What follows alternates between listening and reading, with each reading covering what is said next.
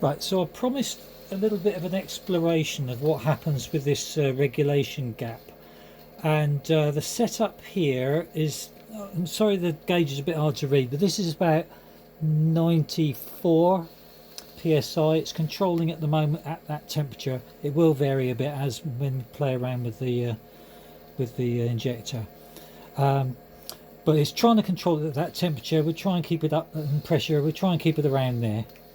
The temperature of the water is a bit high, 25.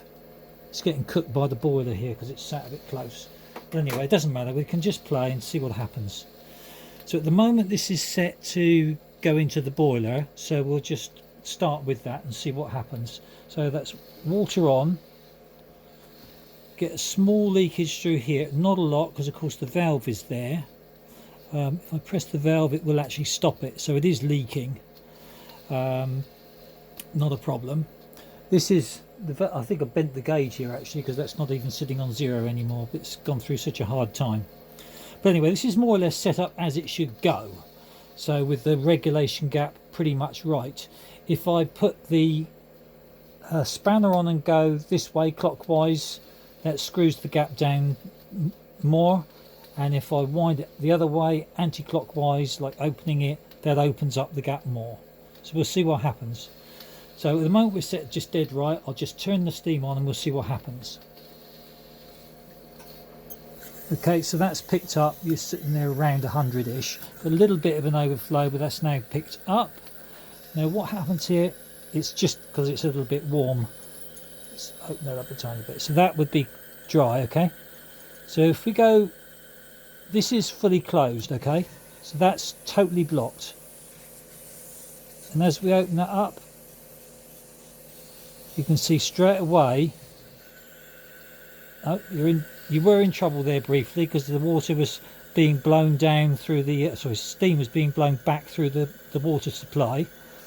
Let's go a bit further and see what happens. So this is opening the gap, opening the gap, opening the gap. Oh, drops out altogether. Closed down, horribly unstable. You can see the water's flowing like crazy. Suddenly picks up. Now we can go closer. You listen to the sound, it gets harsher, and then it just gives up. But you're right on that edge where any smaller and it won't pick up anymore. It's still flowing a little bit here. So the setting you need is just when it's opening up, opening up, opening up, it's just dry. Obviously the pressure's dropped back down there. It's not quite enough.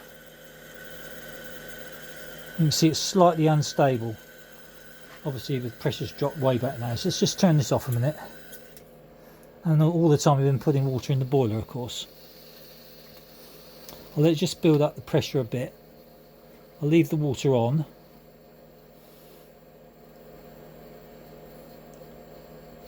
Maybe I've got the gap a little bit too tight because of course I did it with the pressure was a little bit on the low side. Normally I'd set that so it was just nipping it off, just a harsh sound before it drops out when that's sitting up at 95 or 100, and that'll be the way it's set to go right the way down as far as it possibly can with the gap as small as possible. So that's just coming up over 90.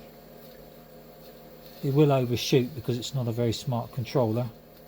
But what I'm going to show you now, I'll fire it up, make sure it's dry, and then you see what happens when I swish it through to the this other clack valve, the balanced valve.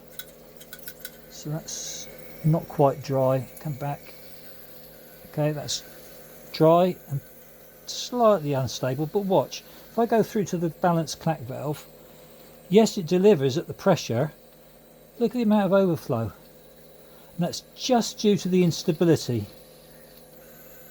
Happy with into the boiler, not happy into the balanced clack valve. Okay, well, that'll do.